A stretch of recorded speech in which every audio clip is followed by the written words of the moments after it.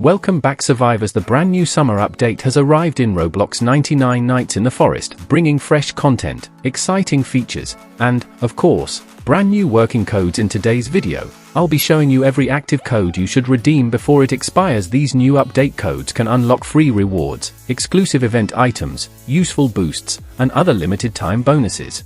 So make sure you stay with me until the very end before we reveal the first code. Here's a special challenge.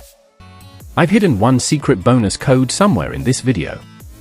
There won't be any clues, so only viewers who watch the entire video will be able to find it. And here's something for our amazing community. Every Sunday, I host a giveaway exclusively for my subscribers. If you'd like to join, simply leave your Roblox username in the comments below, and I'll randomly select the winners in one of my upcoming videos. Since the summer update is still active, new codes can appear or expire at any time. That's why I upload the latest codes as quickly as possible, so you never miss a free reward. If you enjoy fast Roblox code updates, event news, and exclusive giveaways, don't forget to like this video, subscribe to the channel, and turn on all notifications. Alright, survivors, the summer update is live, the newest codes are ready, and it's time to claim every reward.